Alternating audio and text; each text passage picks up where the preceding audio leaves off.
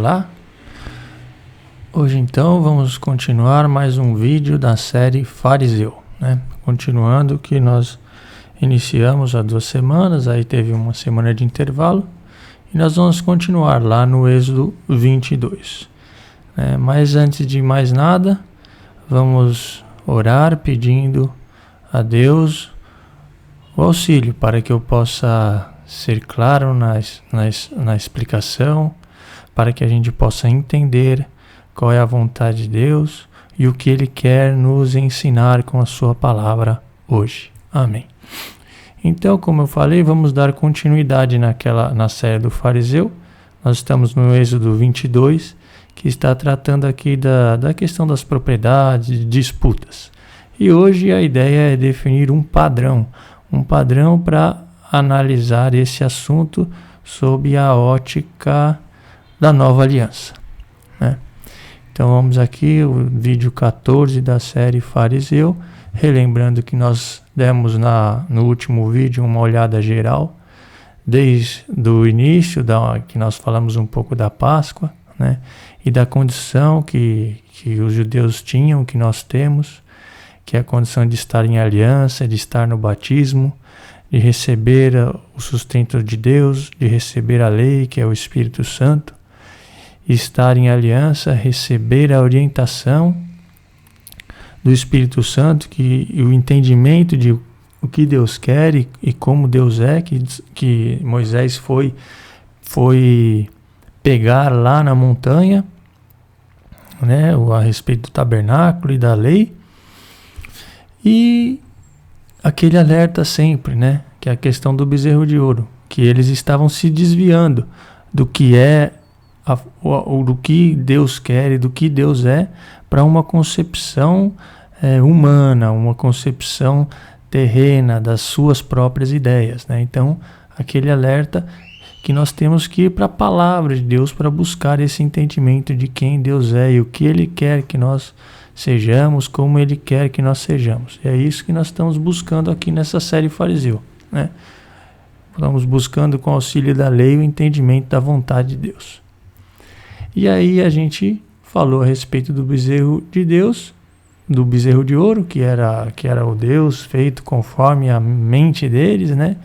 E lembrou que, olha, a maioria daqueles que comeram do maná, que passaram pelo Mar Vermelho, que foram libertos, não agradaram a Deus, né? E aí então, aqui a gente passou por 2 textos com um estímulo a então entendimento dessa lei, a busca da compreensão de qual é a vontade de Deus, né? A necessidade de conhecer a vontade de Deus, de meditar, de procurar colocá-la em prática, né? São aqueles textos de estímulo que eu costumo colocar no começo desse nosso estudo. Aí então sim, fomos lá para o Êxodo 22, de 1 a 17, que é o que eu acredito, que eu separei para procurar estudar nesse período aqui, e que eu acredito que está relacionado aí às propriedades, às disputas entre pessoas, né? Então vamos dar uma olhada lá de novo nesse Êxodo 22, está lá no Antigo Testamento, Êxodo 22, capítulo 22, de 1 a 17. Vou dar uma passada geral para relembrar qual que é o texto, né? Então, aqui tem um problema, essa Bíblia está começando no último versículo do 21. Se um homem furtar um boi ou um carneiro e o matar, pagará 5 bois pelo boi e 4 carneiros pelo carneiro. Se o ladrão for surpreendido de noite em flagrante delito de arrombamento, for ferido de morte, não haverá homicídio. Mas se o sol se tiver levantado, haverá homicídio. Ele fará a restituição. Se não tiver nada, será vendido em compensação do roubo. Então aqui tem um parênteses, né? O texto começa lá com roubou um boi ou um carneiro, vai restituir 5, né, ou 4, né? Então, e o ladrão fará a restituição. Se não tiver nada para para restituir, será vendido em compensação do roubo, né? Se o que ele roubou, boi ou jumento ou ovelha, estiver ainda vivo, restituirá o dobro, né? Então, essa era a regra. E tinha um pequeno parênteses, que era o seguinte: se o ladrão surpreendido de noite em flagrante delito de arrombamento for ferido de morte, não haverá homicídio. Mas se o sol já tiver se levantado, haverá homicídio. Quer dizer, aqui, então, tem um aspecto aí interessante, que vai ser o que a gente vai avaliar hoje, praticamente, falar só desta frase aqui, tá? O que quer dizer isso aqui? Por que a questão de noite? O entendimento disso aqui, naturalmente, era aquela coisa assim. De noite, a hora que você não consegue distinguir quem é a pessoa, quem está roubando, quem é o bandido, para onde ele foi, para onde ele fugiu, se matasse, não tinha homicídio.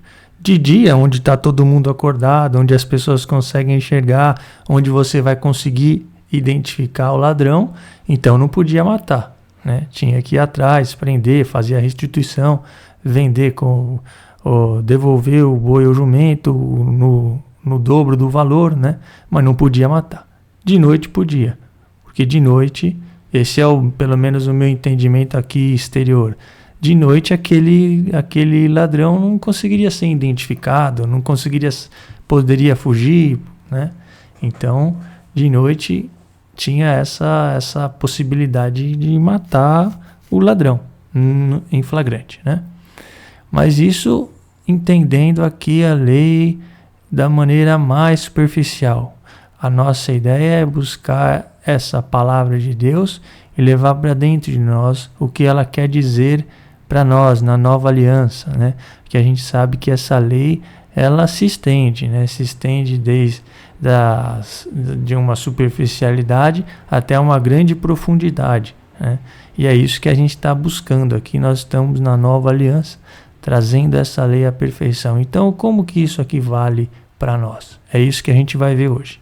Mas vamos olhar todo o texto, né? Então, se ele roubou o boi ou o jumento e estiver vivo em suas mãos, restituirá o dobro.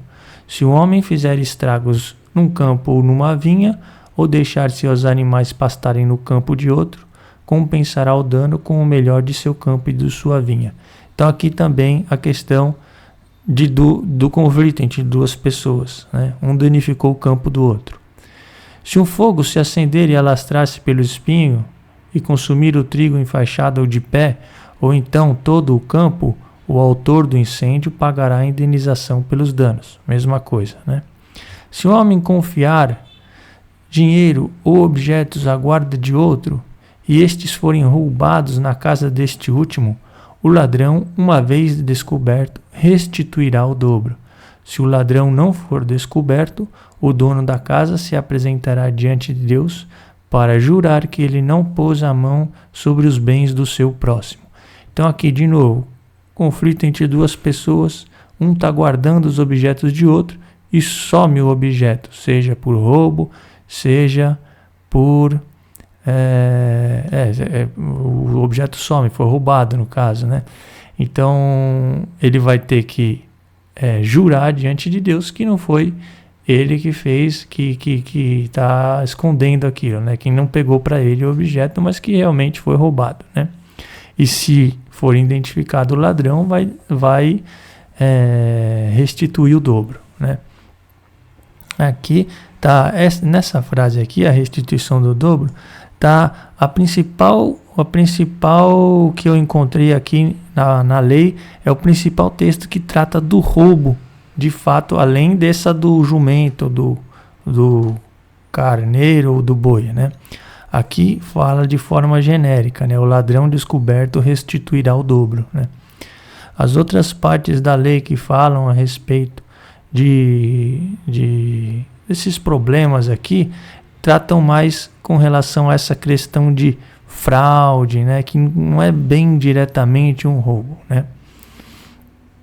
Aqui é a principal lei relativa à questão de roubo, né? E a gente vai ver alguma coisa disso, né, na próximo vídeo, não hoje, né?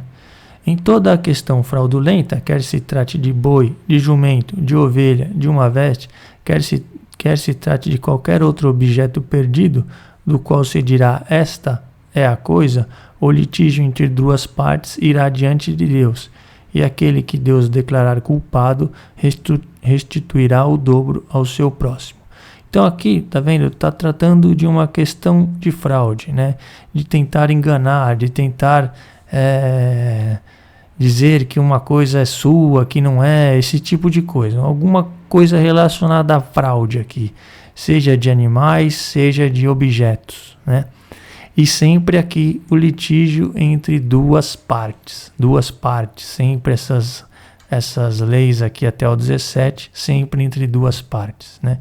Se um homem confiar a guarda de outro, um boi, uma ovelha, um animal qualquer, e este morrer ou quebrar um membro, ou for roubado sem que haja testemunha, o juramento do Senhor intervirá entre as duas partes, para que se saiba se o responsável pela guarda do animal não pôs a mão sobre o bem do seu próximo. O proprietário aceitará esse juramento sem que haja restituição. Então aqui de novo, entre duas partes, de novo a questão aqui tratando do juramento como uma coisa para garantir que aqui ele está dizendo a verdade, né?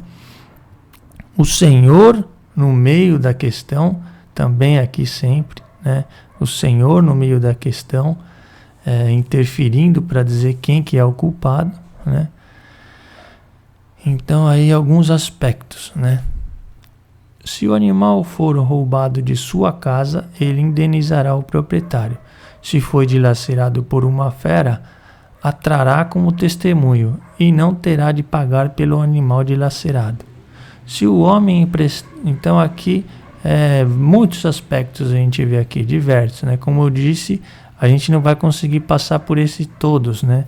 Mas todos têm um sentido, claro que todos têm um sentido, né? Então, a questão de se ele foi roubado ou se ele foi dilacerado por uma fera, então a questão de trazer o animal, a fera que matou o animal como testemunho, né?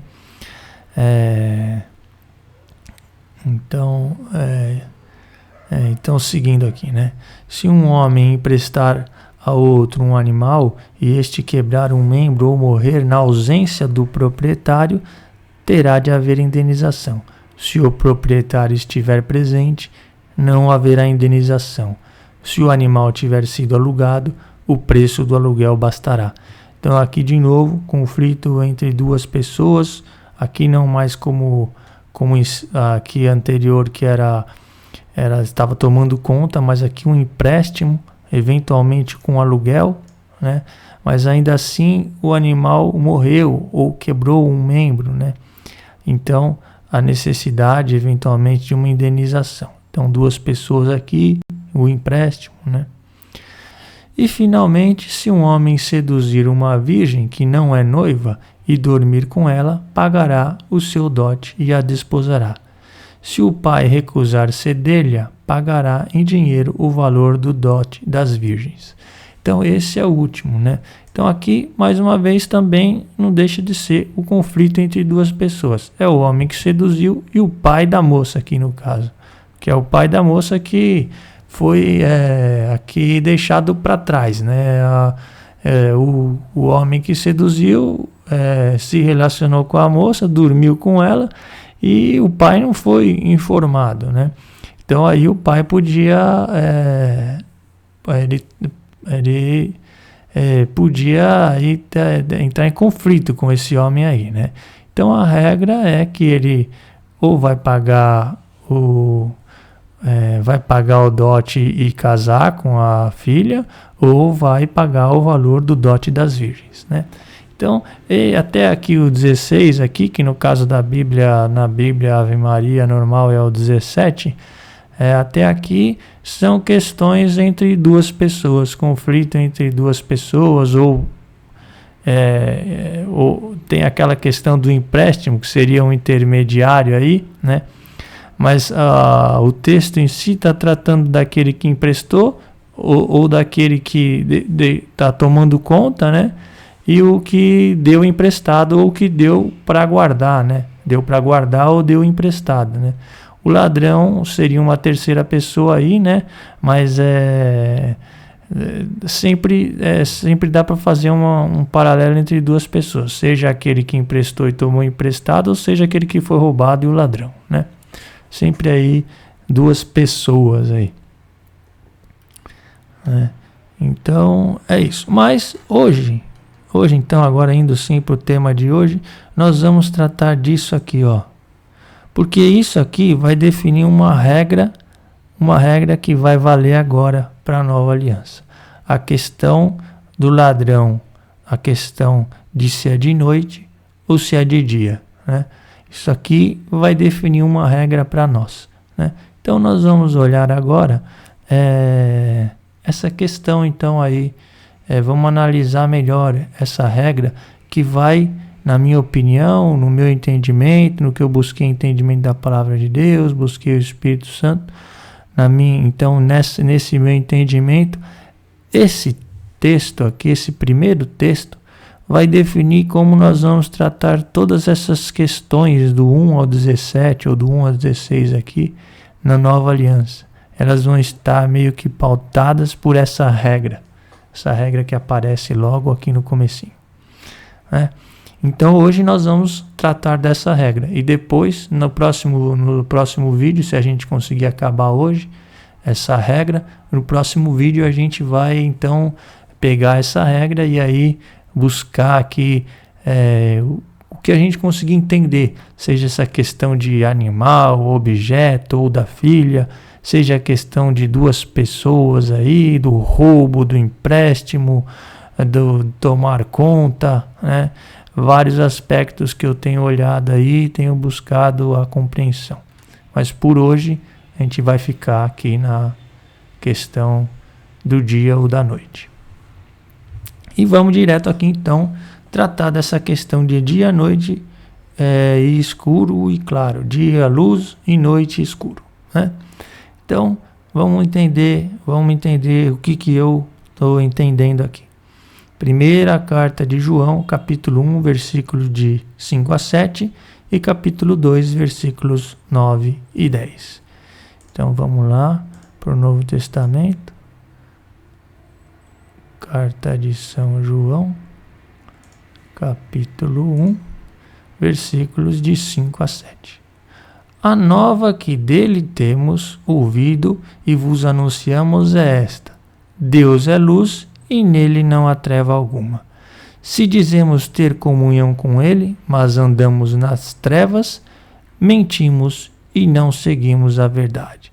Se, porém, andamos na luz, como ele mesmo está na luz, temos comunhão recíproca uns com os outros, e o sangue de Jesus, seu Filho, nos purifica do pecado.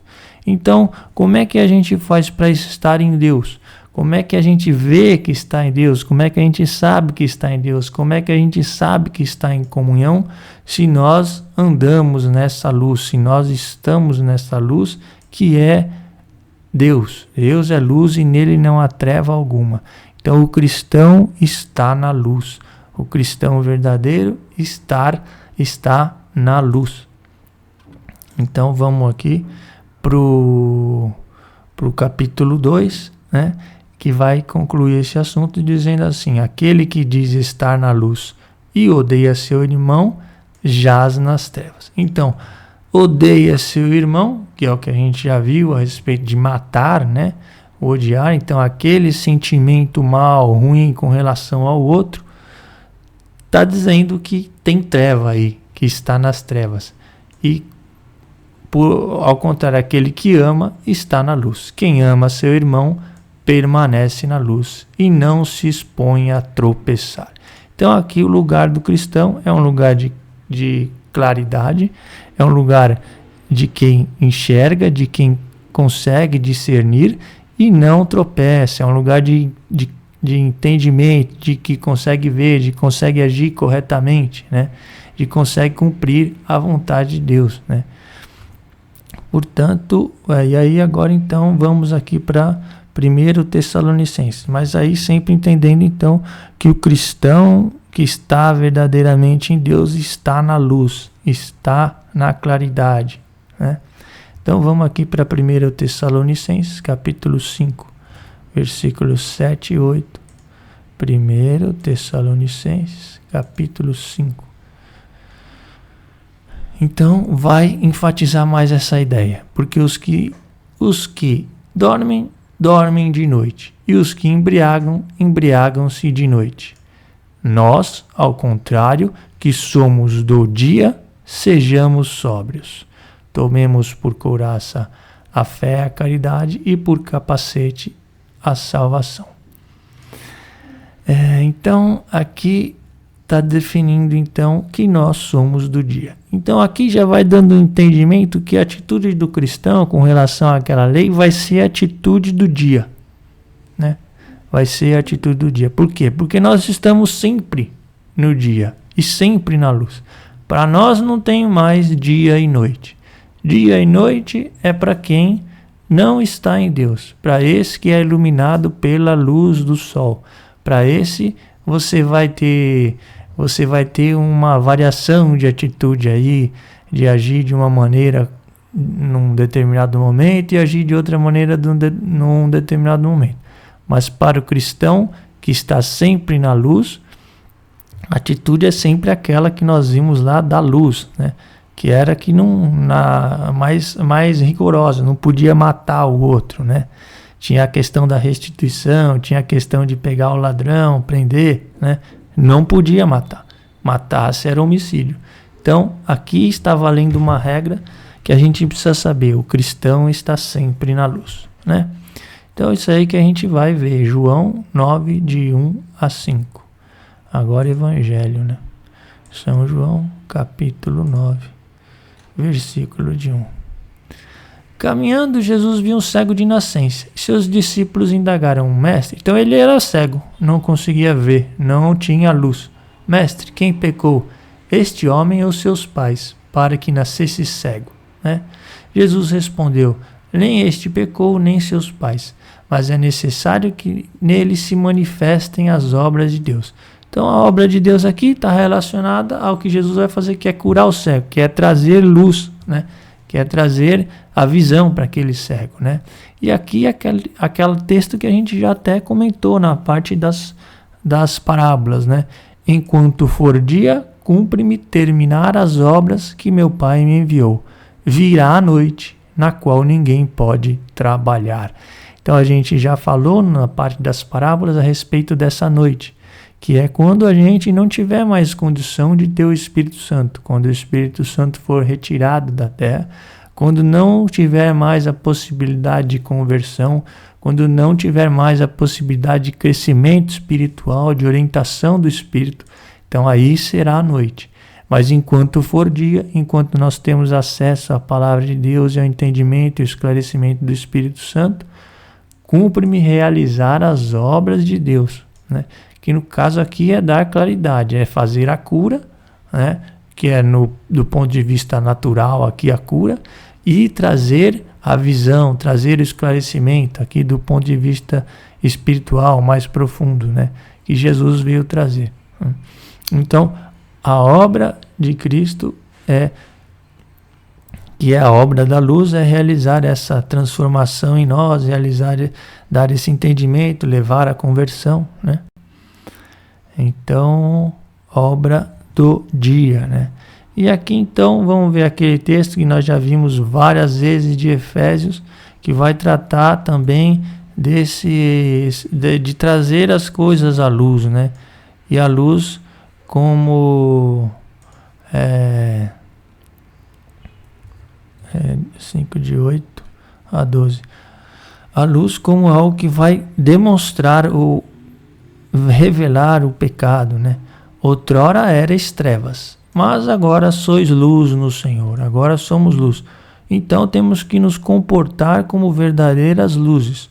Ora, o fruto da luz é justiça, verdade e bondade, né? Procurai o que é agradável ao Senhor. Então, a busca desse conhecimento de Deus, do que é agradável a Deus, e não tenhais cumplicidade nas obras infrutíferas das trevas. Obras das trevas. Pelo contrário, condenai-as abertamente. que é aquele trabalho interior de buscar o pecado, de trazer a luz, né? Porque as coisas que tais homens fazem ocultamente, ou aquilo que está dentro da gente, que é treva, é vergonhoso até falar delas. Mas tudo isso, ao ser reprovado, torna-se manifesto pela luz. E tudo o que se manifesta deste modo torna-se luz. Então, essa é a ideia. O cristão está sempre na luz. Nós estamos sempre no dia e sempre na luz. Para o cristão é sempre dia, sempre hora de realizar esse trabalho. E esse aspecto de ser sempre dia é o que vai reger o nosso comportamento com relação à lei, com relação a essas disputas, com relação a esses problemas entre duas pessoas, entre pessoas, né?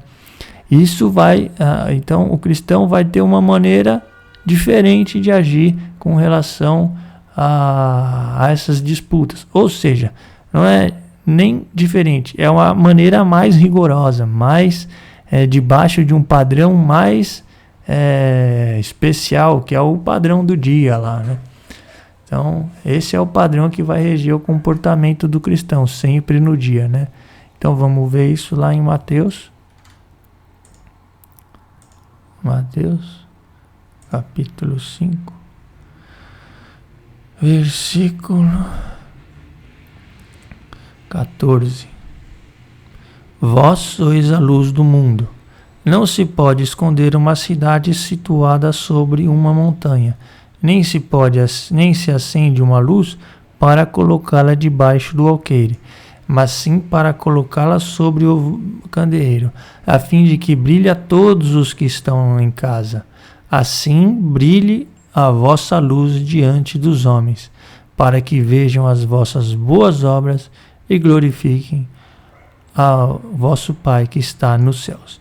Então, esse comportamento de luz, que é o que nós devemos ser, vai reger as nossas obras e elas vão dar testemunho de Deus, né? Então, essa é a ideia. O cristão, então, tem que ter esse comportamento de luz que vai irradiar e as pessoas vão ver e vão reconhecer que tem algo de Deus ali, né? Então, para aquele que não está em Cristo, é sempre noite. Aqui nós vamos ver então aqui um texto do Evangelho de João que vai dar uma indicação dessa questão aqui de ser sempre noite, né? Então vamos lá, João, capítulo 13.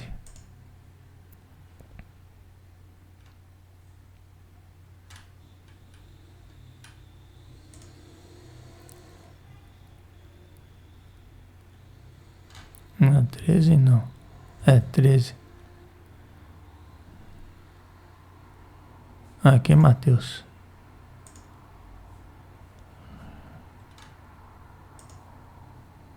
Versículo 10. Então, isso aqui é a última ceia, o momento do lava-pés que nós vimos recentemente aí, né? E Jesus estava falando para os discípulos, né? Disse-lhe Jesus: aquele que tomou banho não tem necessidade de lavar-se, está inteiramente puro. Ora, vós estáis puros, mas nem todos. Pois sabia quem o havia de trair, por isso disse: nem todos estáis puros. Então, quem não estava puro? Judas, que estava ali na intenção e no princípio de cumprir, de entregar Jesus, de trair Jesus e entregar Jesus à morte, né? Então, os discípulos estavam todos lavados, estavam andando com Jesus, andando na vontade de Jesus, ouvindo a palavra de Deus e buscando essa transformação, esse arrependimento. Mas Judas não. Judas estava andando num caminho de trevas. E é isso que vai aparecer aqui no versículo 30. Então, tendo Judas recebido o bocado de pão, apressou-se em sair, e era noite. Era noite de fato, era noite do dia, mas também está representando aqui o estado de Judas, né? Judas estava na treva, estava na noite, porque não estava debaixo ali da proteção de Jesus, da orientação de Jesus, né? Então, estava na noite, então estava realizando obra da treva, né?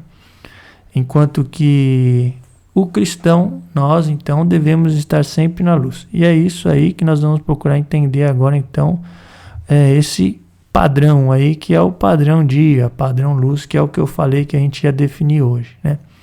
Então, sempre lembrando que é aquela mesma lei. Então, aquela lei que definia, aquelas coisas que definiam, ela vai, é a mesma lei para a gente também, só que com um novo padrão. É a lei adicionada de um novo padrão, que na verdade a gente vai ver também que nem esse que eu estou chamando de novo padrão é tão novo assim. Na verdade, esse padrão do dia, padrão da luz, ele já estava embutido lá na lei, ele já estava lá, e nós vamos ver isso, vai ficar claro isso, que esse padrão que eu vou propor aqui, que é o padrão dia, padrão luz, o padrão Deus, ele já estava na lei lá, já estava, né? Mas agora para o cristão ele se reveste de uma nova força, ele se torna pleno, e por isso eu estou chamando de novo aqui. Mas ele já estava lá dentro da lei, né? Esse é o padrão que vai reger o comportamento do cristão com relação a todas as coisas e pessoas.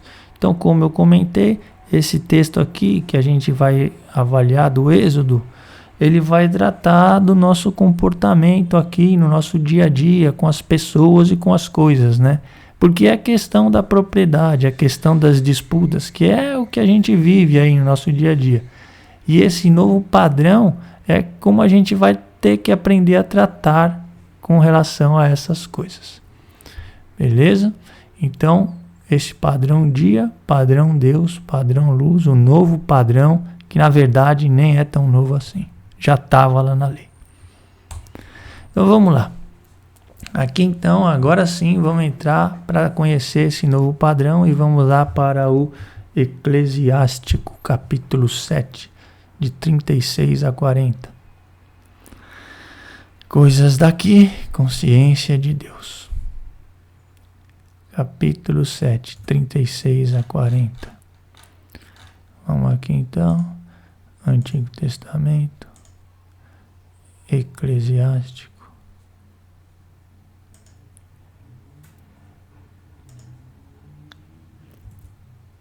Não, capítulo 7. 36 a 40.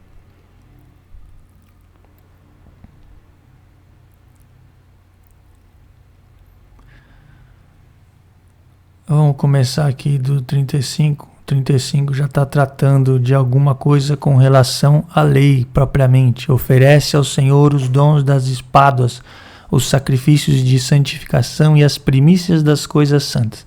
Então aqui, tratando aqui dos rituais da lei. Então, cumpre o ritual da lei. Estende a mão para o pobre, a fim de que sejam perfeitos teu sacrifício e tua oferenda. Dá de boa vontade a todos os vivos. Não recuses esse benefício a um morto. Não deixes de consolar os que choram. Aproxima-te dos que estão aflitos.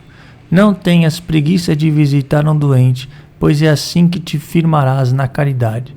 Então, até aqui, tudo que ele falou aqui são coisas que a gente vê, são coisas boas, são coisas corretas de fazer, são coisas que todas as pessoas podem fazer, mesmo aquelas que não acreditam em Deus. E aí ele vai concluir com um versículo que vai estabelecer então esse padrão aí. Em tudo que fizeres, lembra-te do teu fim e jamais pecarás. Ou seja, você pode fazer todas essas coisas, mas você, em todas elas, tem que estar lembrando do teu fim. Lembrando, seja se você vai morrer, então do que virá depois, seja lembrando de Deus, né? Lembrando de que essas coisas, essa vida aqui não é apenas essa vida aqui, tem mais, né? Vai além.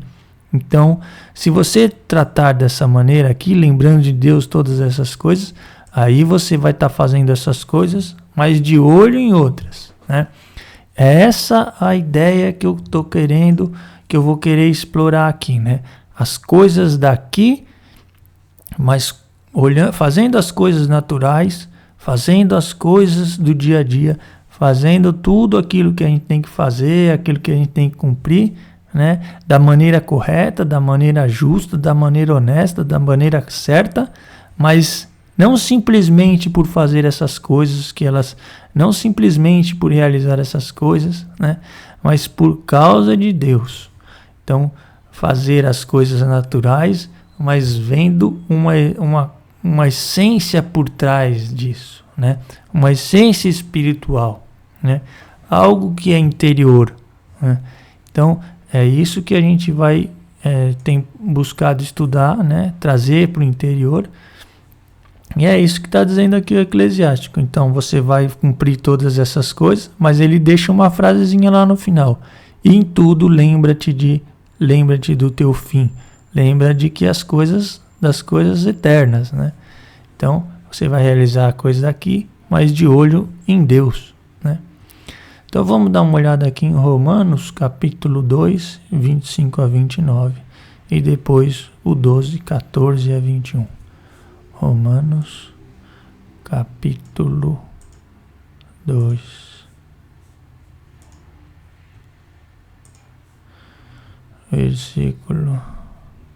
Capítulo 2.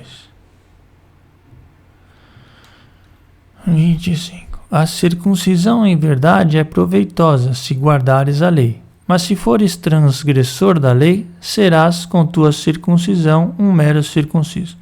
Portanto, o símbolo aqui na carne da lei é proveitoso desde que você cumpra a lei. Porque se não cumpre, o mero símbolo não vai querer dizer nada.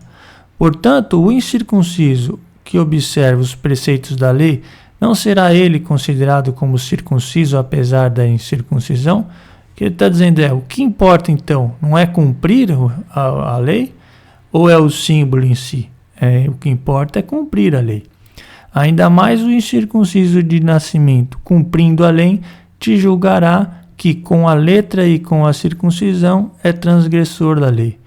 Não é verdadeiro judeu o que é exteriormente, nem verdadeira circuncisão a que aparece exteriormente na carne, mas é judeu o que é interiormente, e verdadeira circuncisão a do coração, segundo a lei do Espírito e não segundo a letra. Tal judeu recebe o louvor não dos homens, e sim de Deus. Aqui então está de novo enfatizando isso que eu estou querendo falar. Aqui então você vai cumprir a lei e mais do que simplesmente cumprir, você vai cumprir a lei segundo o Espírito e quando você fizer isso, você vai receber o louvor não dos homens e sim de Deus. Então é isso que eu estou procurando trazer aqui, o padrão Deus, né? É a relação entre eu e Deus. Agora esqueci aqui. É o 12, 14 a 21. 12, 14 a 21. Então aqui, a relação entre eu e Deus. Abençoai os que vos perseguem, abençoai-os, não os praguejeis. Alegrai-vos com os que se alegram, chorai com os que choram. Então aqui a gente vai começar a tratar sempre entre dois aqui, ó. Vivei em harmonia uns com os outros. Não vos deixeis levar pelo gosto da grandeza. Afeiçoai-vos às coisas modestas. Não sejais sábios aos vossos próprios olhos. Não pagueis a ninguém mal com mal. Aplicai-vos a fazer o bem diante de todos os homens. Se for possível, quanto depender de vós, vivei em paz com todos os homens. Não vos vingueis uns dos outros, caríssimos, mas deixai agir a ira de Deus. Porque está escrito, a minha vingança, a minha exercer a justiça, diz o Senhor. Então, sendo assim, se teu inimigo tiver fome, dá-lhe de comer. Se tiver sede, dá-lhe de beber. Procedendo assim, amontoarás carvões em brasa sobre a sua cabeça.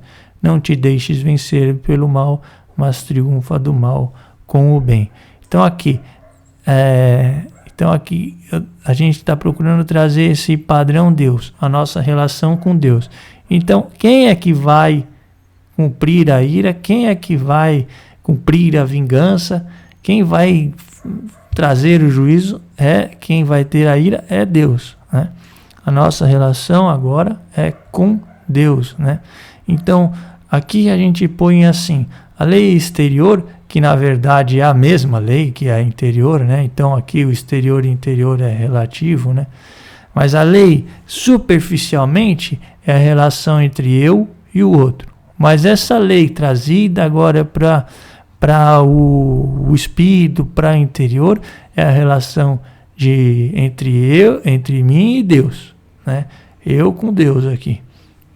Então esse é o padrão novo, esse é o padrão Deus, esse é o padrão da luz, é o padrão em que eu não estou mais me comparando com o outro, mas estou me comparando com Deus, né? E a gente vai ver que esse padrão interior aqui, padrão Deus, ele estava mesmo na lei embutido lá, né? A gente vai ver aqui, ó, Números, Levítico, Salmo, Gênesis, 4 textos que estão relacionados com esse padrão, de que na verdade não é o outro o importante é Deus, o importante é a minha relação com Deus, né? E o outro não é tão importante assim, né? Então a gente vai, quando a gente for estudar nas próximas semanas aí todos esses regulamentos aí que a gente viu no Êxodo 22, do 1 ao 17, entre 2, né? A gente vai trazer sobre esse aspecto eu e Deus, esse padrão dia, esse padrão luz, padrão Deus. A gente vai trazer sobre esse aspecto. E aqui a gente vai mostrar que esse aspecto já estava dentro da lei, Números 5, 6.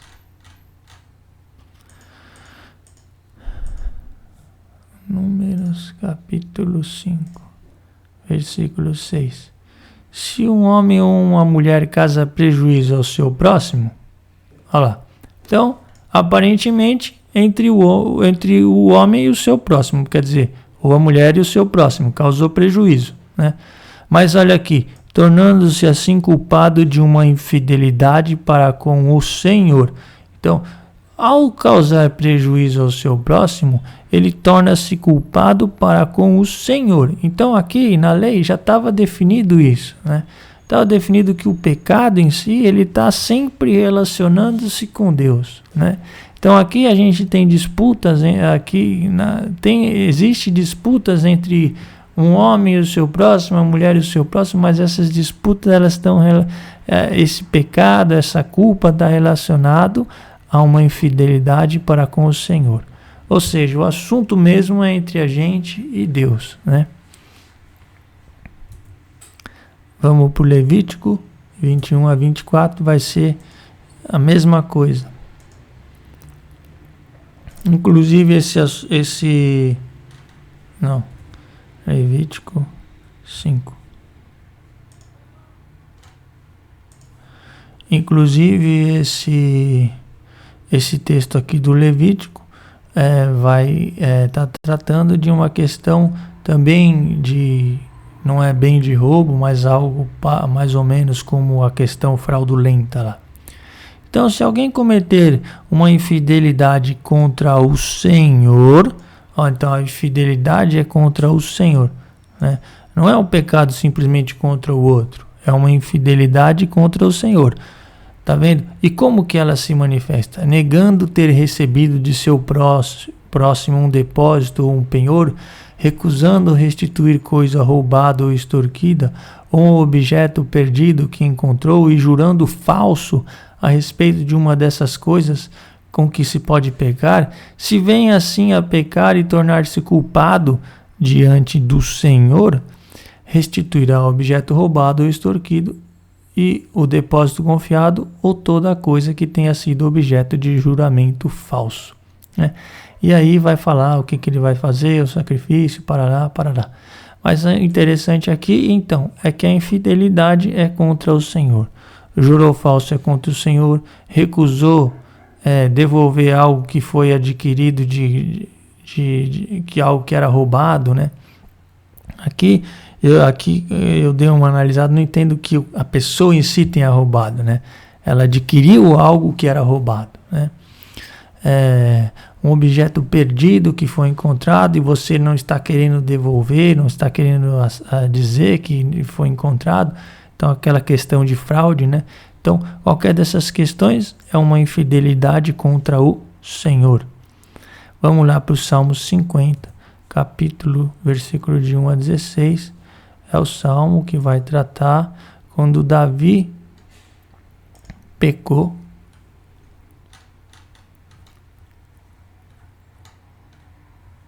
Vamos ver. Então vai ser um mestre de campo, salmo de Davi. Quando o profeta Natan foi encontrá-lo após o pecado com Betsabé. Então, após o Davi ter ficado com a Betsabé e ter matado depois o marido dela, né? Então, tende piedade de mim, Senhor, segundo a vossa bondade, e conforme a imensidade de vossa misericórdia, apagai a minha iniquidade. Lavai-me de toda a minha falta e purificai-me do meu pecado. Então ele está arrependido. Eu reconheço a minha iniquidade, diante de mim está sempre o meu pecado. Só contra vós pequei, o que é mal, fiz diante de vós. Então, esse pecado de Davi, que ele tinha matado, tinha ficado com a mulher do outro e depois, para acobertar, tinha matado o outro, né? Então, esse pecado tão grave com relação ao outro, né? Davi está reconhecendo ele diante de Deus, ele está reconhecendo esse padrão Deus, ó, esse meu pecado aqui, ele está diante de Deus, né? E a vossa sentença assim se manifesta justa, e reto o vosso julgamento. Eis que nasci na culpa, minha mãe concebeu-me no pecado, né? Então, Davi reconhecendo aqui a nossa situação de que a gente nasce no pecado. Não obstante, há mais a sinceridade de coração. Então, e reconhecendo que Deus quer esse arrependimento, né? Portanto, infundi-me, pois, a sabedoria no mais íntimo. Aspergi-me com um ramo de sopo e ficarei puro. Aqui, então, ele está pedindo esse ramo de sopo que era mergulhado no sacrifício para que o purificasse. Então, aspergi-me, que Deus faça esse sacrifício, que é o sacrifício de Jesus, para que ele fique puro, né? Então, Davi está pedindo esse sacrifício, né? Lavai-me e me tornarei mais branco que a neve. Fazei-me ouvir uma palavra de gozo e de alegria, para que exultem os ossos que triturastes. Dos meus pecados desviai os olhos, das minhas culpas todas apagai. Criai em mim um coração puro e renovai-me o espírito de firmeza. De vossa face não me rejeiteis, nem me priveis de vosso Santo Espírito. E restituí-me a alegria da salvação. Sustentai-me com vossa vontade generosa. Então aos maus ensinarei vossos caminhos, e voltarão a vós os pecadores. Deus, ó meu Deus, Salvador, livrai-me da pena desse sangue derramado, e a vossa misericórdia a minha língua exaltará. Então aqui Davi está reconhecendo esse padrão Deus aí, de que o nosso pecado está sempre diante de Deus, de que essa nossa relação é sempre diante de Deus, né? Não que as ofensas a gente não tem que pedir perdão aos outros, claro que a gente tem, mas esse pecado em si, essa fidelidade, é algo com relação a gente e a Deus sempre, principalmente, né? Esse é o padrão que a gente, especialmente na nova aliança, vai tratar, né?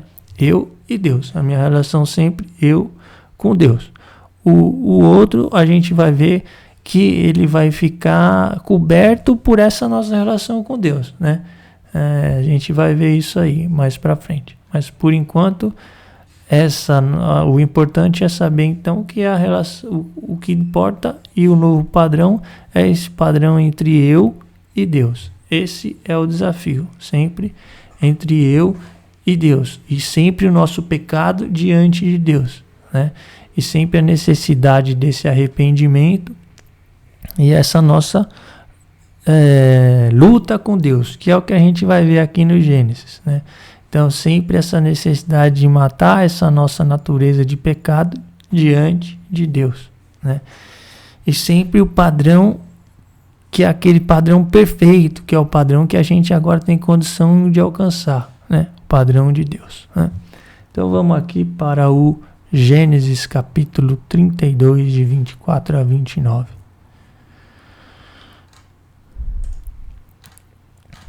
Gênesis capítulo 32 vai falar então de Jacó. Tomou-os e fez passar a torrente, com tudo o que lhe pertencia. Jacó ficou só, e alguém lutava com ele até o romper da aurora. Vendo que não podia vencê-lo, tocou-lhe aquele homem na articulação da coxa, e esta deslocou-se, enquanto Jacó lutava com ele. E disse-lhe: deixa-me partir, porque a aurora se levanta. Não te deixarei partir, respondeu Jacó, antes que me tenha abençoado.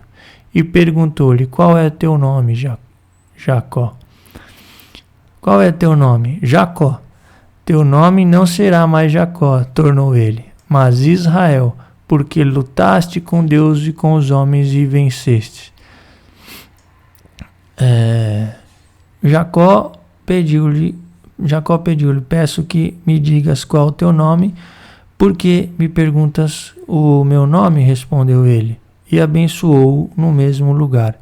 E Jacó chamou aquele lugar Fanuel, porque ele disse, eu vi a face a Deus face a face, e a minha vida foi poupada. Então aqui o que interessa aqui pra gente é que o Jacó estava lutando com Deus, né? E aqui diz que lutou com Deus e com os homens e venceu, né? Então Jacó, e aí deu o nome então de Israel, porque Israel quer dizer aquele que luta com Deus, né? Então aqui tá, e esse é o nome então do povo judeu, né? Israel de Deus, aquele que luta com Deus. Então aquele que está nessa disputa com Deus, onde a nossa vitória vem se submeter, assim como Jacó foi se submetendo a todas aquelas circunstâncias que ele passou na vida, né? E obedecendo a Deus, a gente também busca aqui, nessa nossa disputa com Deus, na nossa antiga natureza, né? A gente tem que ir submetendo e matando a antiga natureza e recebendo a natureza de Deus, né? Mas a nossa luta, então, a nossa disputa é com Deus, não é mais com outras pessoas, é entre nós e Deus, né? Então a gente vai ver isso agora em Romanos, capítulo 8, versículo de 1 a 4.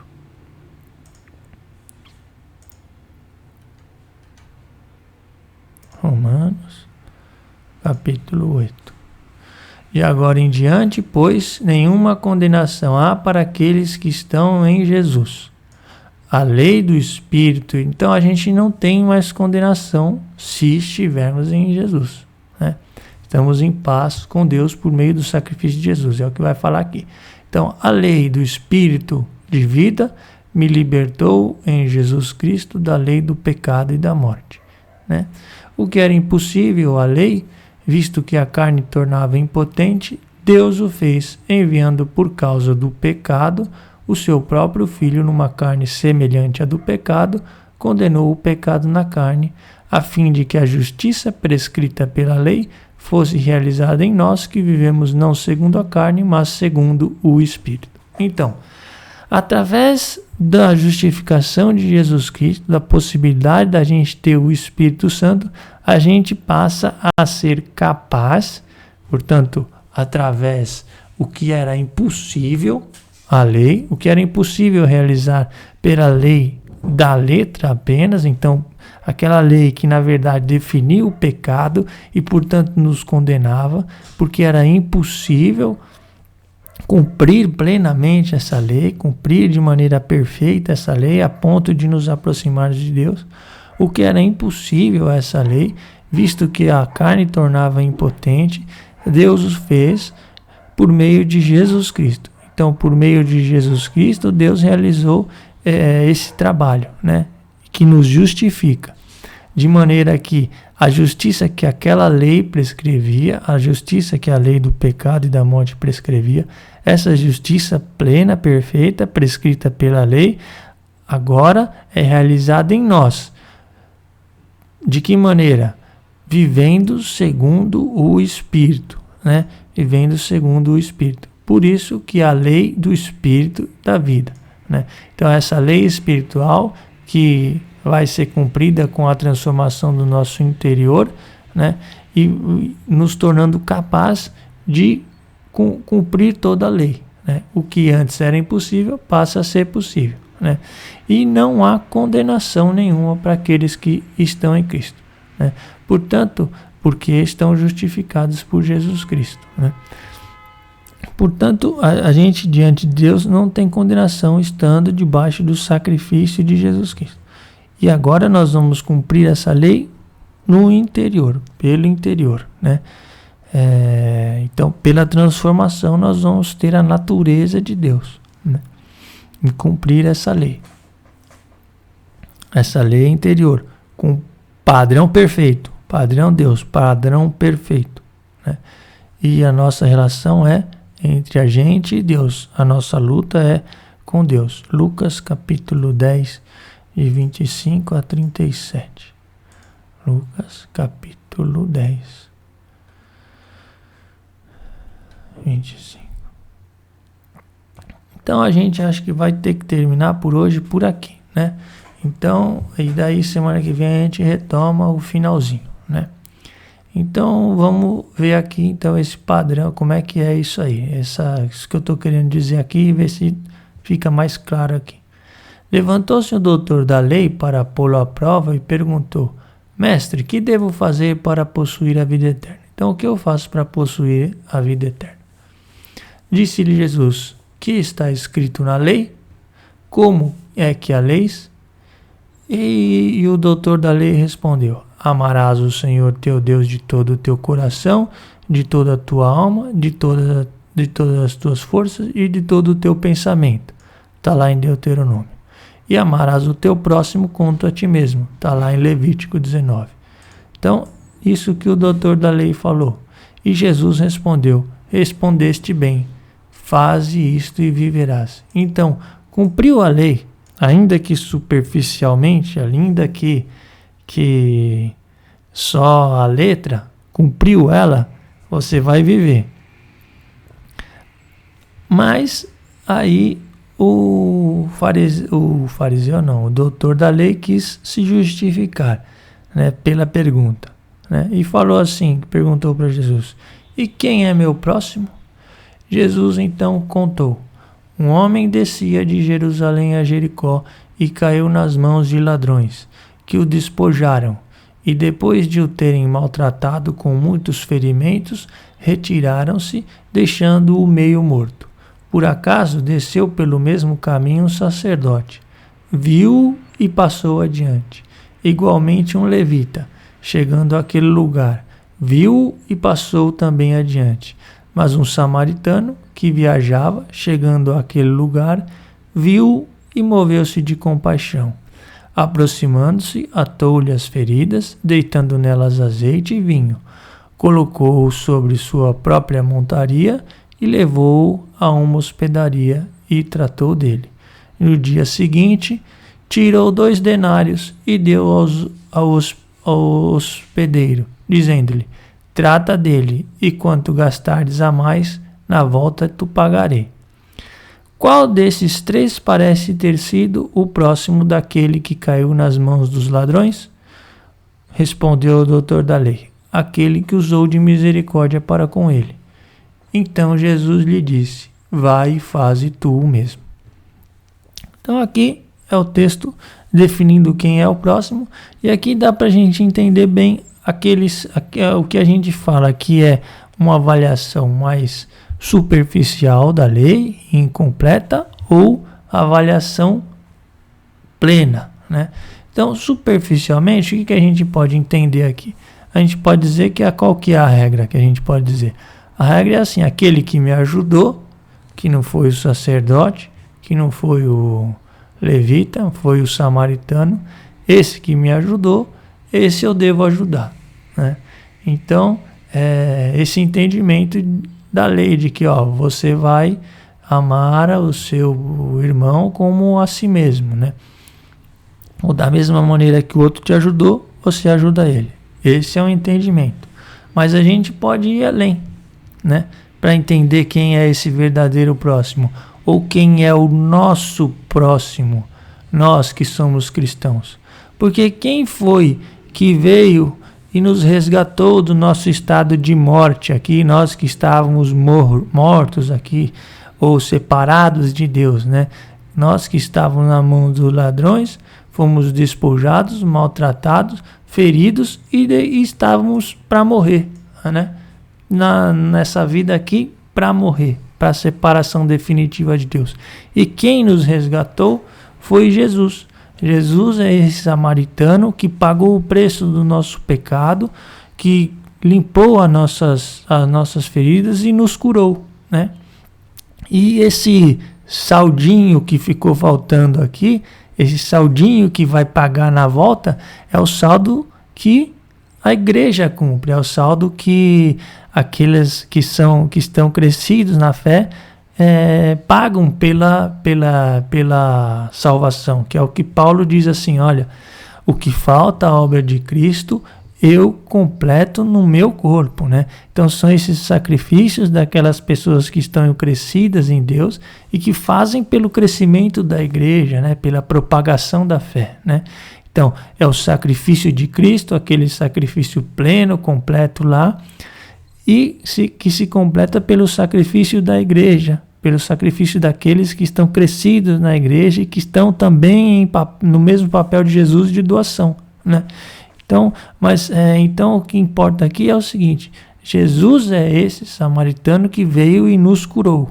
Ele é, portanto, o nosso próximo. E a nossa atitude tem que ser, então, a nossa atitude de cristão, de filho de Deus, de quem tem a natureza de Deus, tem que ser a mesma atitude de Jesus, né? Então, a gente agora, o nosso padrão é o padrão de Jesus. É o amor de Jesus, é a natureza de Jesus.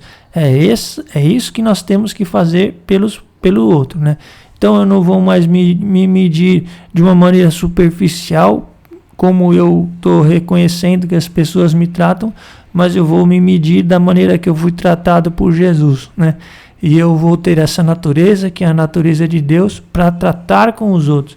É uma natureza de doação. Então a minha relação não é mais com o outro, a minha relação é entre eu e Jesus, entre eu e Deus, né? Então, como Deus me tratou, quando Deus me curou, assim eu vou tratar o outro. Assim eu vou realizar as obras que Deus realizou em mim. Eu vou fazer a atitude de Deus para com os outros, né? Então, a relação entre eu e Deus, aquilo que Jesus fez por mim me deu condições de fazer pelos outros, né? Então é uma relação de doação, porque eu recebi uma graça imensa, né? Então vamos só rapidamente ler esses textos, eu já coloquei aqui para concluir essa ideia, né? Então Mateus capítulo 5 de 43 a 48 vai dizer assim: tendes ouvido o que foi dito, amarás o teu próximo e poderás odiar o teu inimigo. Eu, porém, vos digo, amai os vossos inimigos, fazei bem aos que vos odeiam, orai pelos que vos maltratam e perseguem. Deste modo sereis filhos do vosso Pai do céu, pois ele faz nascer o sol tanto sobre os maus como sobre os bons, e faz chover sobre os justos e sobre os injustos. Se amais somente os que vos amam, que recompensa tereis? Não fazem assim os próprios publicanos? Se saudais apenas os vossos irmãos, que fazeis de extraordinário? Não fazem isso também os pagãos? Portanto, sede perfeitos, assim como o vosso Pai Celeste é perfeito. Então, aquela lei, agora, ela vai, que você podia entender como amar o próximo e odiar o inimigo, agora a gente que está no dia, que está no esclarecimento, que está na visão de Deus, que temos condição plena, que temos essa vida plena de Deus dentro da gente, a gente tem que ter essa mesma atitude, né? Então, quem é o nosso próximo é Jesus. O sacrifício que Jesus fez por nós, dessa mesma maneira, nós temos essa natureza para fazer pelos outros, né? Por isso que Jesus pode dizer aqui: dou-vos um novo mandamento, amai-vos uns aos outros como eu vos tenho amado. Assim também vós deveis amar-vos uns aos outros. Então, da mesma maneira que eu, Jesus, estou amando vocês, assim vocês devem agir para com os outros. E nisto conhecerão que sois meus discípulos, se vos amardes uns aos outros, né? Então, o que estava dizendo lá o Levítico? Não te vingarás, não guardarás rancor contra os filhos do teu povo. Amarás o teu próximo como a ti mesmo, né?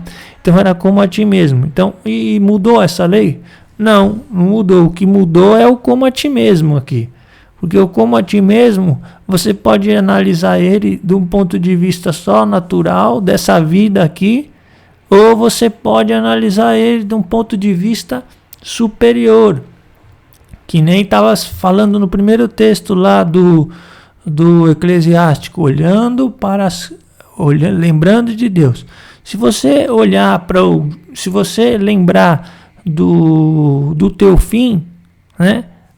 Se você lembrar do teu fim, ou seja, lembrar de que existe a vida além dessa vida natural humana, se você lembrar disso, então como a ti mesmo aqui vai ser desse jeito aqui, porque esse é o amor que você tem agora, né?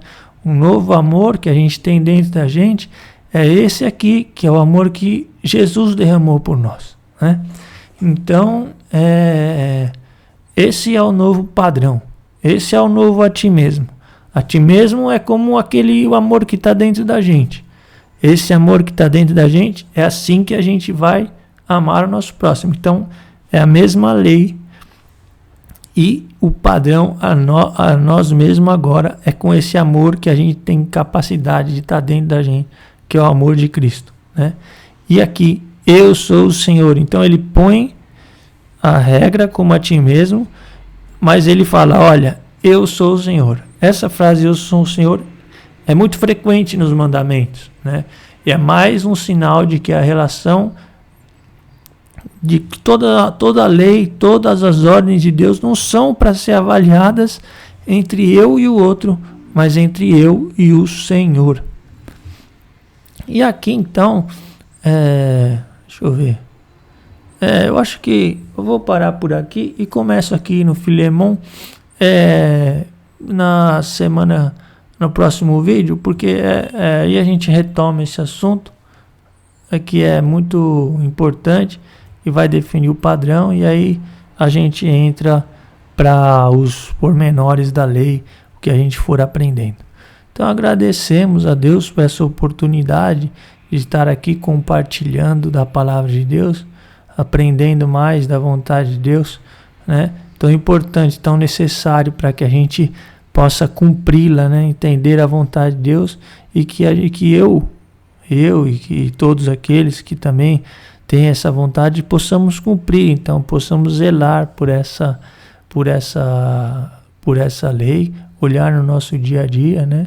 Sempre lembrando de que o que importa é fazer as coisas diante de Deus, né? De que o que importa é a gente buscar a conhecer a vontade de Deus e cumpri-la, porque a nossa relação é com Deus e porque nós não estamos mirando as coisas daqui, mas as coisas eternas, né? Então agradecemos a Deus por essa oportunidade de compartilhar e de aprender as coisas com o seu Santo Espírito, e pedimos então que Ele nos dê ouvidos atentos para entender e compreender qual seja a sua vontade em todos os momentos da nossa vida. Amém.